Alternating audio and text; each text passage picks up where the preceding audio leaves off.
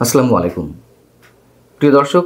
British MP tulip সিদ্দিকীর বিরুদ্ধে বাংলাদেশের একটি আদালত প্লট দুর্নীতি মামলায় যে সাজা প্রদান করে রায় ঘোষণা করলো সে বিষয়ে আমার কোনো মন্তব্য নেই, কোনো বিশ্লেষণও নেই। শুধুমাত্র একটু জানানোর চেষ্টা করব এই বিষয়টি নিয়ে আন্তর্জাতিক গণমাধ্যম কী বলছে।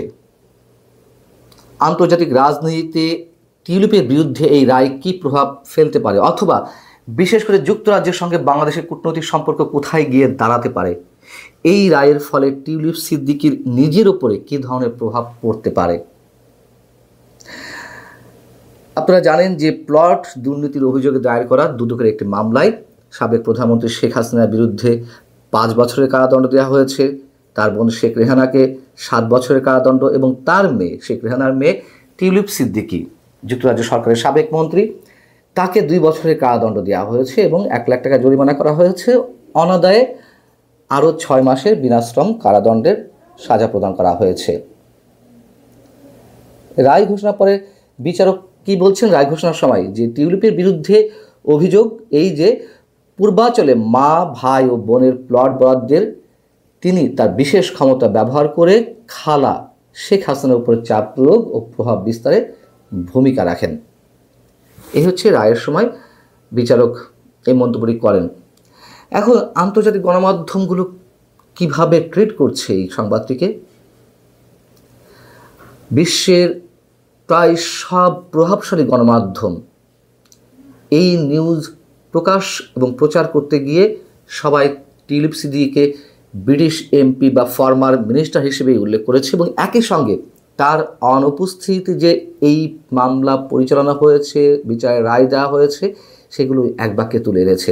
আমি যদি বলি একটু, দ্য গার্ডিয়ান, বিশ্বের অন্যতম প্রভাবশালী গণমাধ্যম, ব্রিটেনের পত্রিকা, তারা লিখছে, শিরোনাম করছে, what lead to Bangladesh trial of former UK minister tulip Siddique in her absence. আন্তর্জাতিক বার্তা সংস্থা রয়টার্স বলছে, British MP tulip Siddique sentenced in absentia to 2 years in prison in Bangladesh graft case. BBC তারাও শিরোনাম করছে, Tulip Siddiq MP given jail sentence in Bangladesh after trial in her absence. আরও অনেক প্রভাবশালী গণমাধ্যম এই বিষয়টি খুবই গুরুত্বের সঙ্গে তুলে ধরেছে।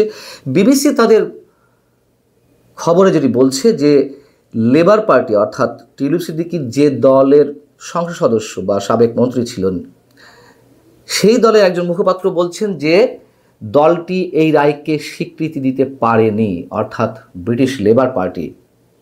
আইনজীবীরা, টিউলিপ সিদ্দিকীর যে আইনজীবীরা, প্রভাবশালী কয়েকজন আইনজীবী গত কয়েকদিন আগে বাংলাদেশ হাইকমিশন চিঠি দিয়েছিলেন, সেটি তুলে ধরে তিনি বলছেন, আইনজীবীরা তুলে ধরেছেন যে টিউলিপ সিদ্দিক এই মামলায় ন্যায্য আইনি প্রক্রিয়ার সুযোগ পাননি এবং তার বিরুদ্ধে আনা অভিযোগের বিস্তারিত তথ্য তাকে কখনো জানানো হয়নি। তার আইনি দলের মাধ্যমে বাংলাদেশি কর্তৃপক্ষের কাছে বারবার অনুরোধ করা সত্ত্বেও এটি করা হয়েছে এবং এটি স্পষ্ট যে মিসেস সিদ্দিক লেবার দলের কোনো ধরনের তদন্ত বা দলীয় শাস্তিমূলক ব্যবস্থার আওতায় নেই এবং তিনি লেবার পার্টির সদস্যপদ এবং হাউস অফ কমন্সের লেবার হুইপ হিসেবেই বহাল রয়েছেন। ওই মুখপাত্র, অর্থাৎ লেবার পার্টির স্পোকসম্যান, তিনি বলছেন যে ব্রিটিশ সরকার থেকে সিদ্দিকের পদত্যাগের আগে প্রধানমন্ত্রী স্যার কিয়ার স্টারমারের স্বাধীন নীতিশাস্ত্র উপদেষ্টা স্যার লরি ম্যাগনাস বলেছিলেন যে তদন্তের পর তিনি অন্যায্যতার কোনো ধরনের প্রমাণ পাননি। গার্ডিয়ান, ব্রিটেনের অন্যতম প্রভাবশালী গণমাধ্যম, তারা বলছে টিউলিপ সিদ্দিককে বাংলাদেশে প্রত্যর্পণ করা হবে না, কারণ এ বিষয়ে দুই দেশের মধ্যে কোনো ধরনের প্রত্যর্পণ চুক্তি নেই। তবে বাংলাদেশ সরকার ব্রিটিশ সরকারের কাছে আবেদন জানাতেই পারে, কিন্তু তাতে কোনো কাজ হবে না। দ্য গার্ডিয়ান বলছে, কারাদণ্ডের সাজায় তিনি তার বাবা মায়ের জন্মস্থানে ভ্রমণ করতে পারবেন না এবং বাংলাদেশের মিত্রদের সাথে ভ্রমণেও প্রভাব ফেলতে পারে। অর্থাৎ টিউলিপ সিদ্দিকী যে তার আত্মীয় স্বজনের সাথে বাংলাদেশ ভ্রমণে আসবে সেটি তো আর সম্ভব নয়, সেটি বলার চেষ্টা করা হচ্ছে। এবং যুক্তরাজ্য আর বাংলাদেশের মধ্যে কূটনৈতিক সম্পর্কের জন্য এই সাজা রাজনৈতিকভাবে কঠিন হতে পারে। তার মানে যুক্তরাজ্য বাংলাদেশের সম্পর্ক কোথায় গিয়ে দাঁড়াতে পারে তার একটি স্পষ্ট ধারণা দেওয়ার চেষ্টা করা হয়েছে দ্য গার্ডিয়ানে। এর আগে তো আমরা জানি যে টিউলিপ সিদ্দিকীর পক্ষে ব্রিটেনের 6 প্রভাবশালী আইনজীবী লন্ডনে বাংলাদেশ হাই কমিশনারের কাছে একটি চিঠি দিয়েছিল এই মামলার বিচার কাজ পুনর্বিবেচনা করতে, টিউলিপ সিদ্দিকীকে যথাযথ আইনি প্রক্রিয়া অনুসরণের সুযোগ করে দেওয়ার জন্য।